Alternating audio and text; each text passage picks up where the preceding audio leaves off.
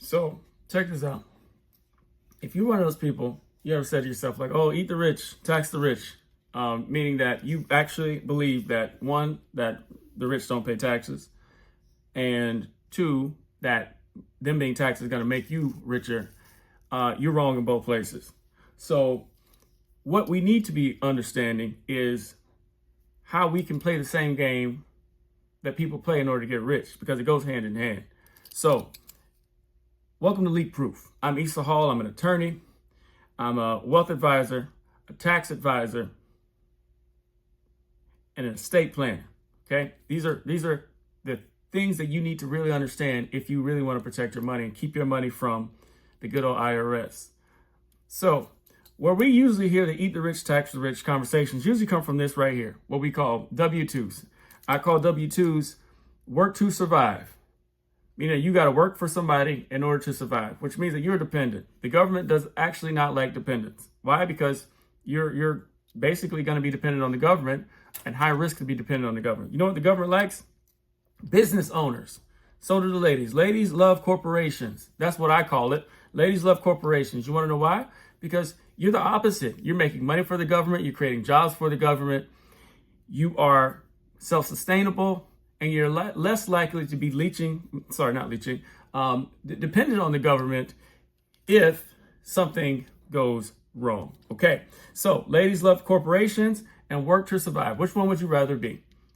I know which one I'd rather be, and I would rather be on the side that's actually going to have the most tax benefits. So this is why the government is going to incentivize you owning a business.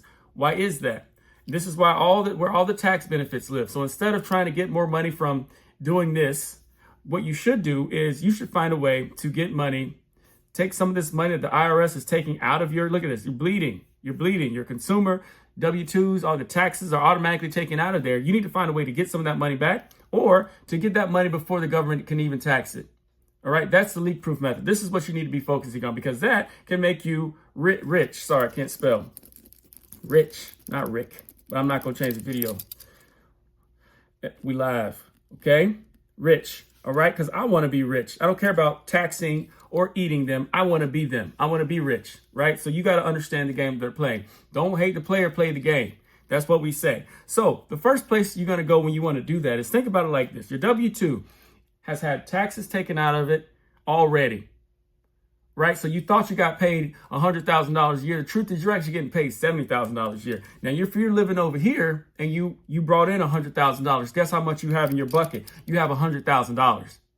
And before the IRS gets to this money, you get to have a say in how it's used. Over here, they already got their cut. They don't care how it's used, which makes you basically a consumer.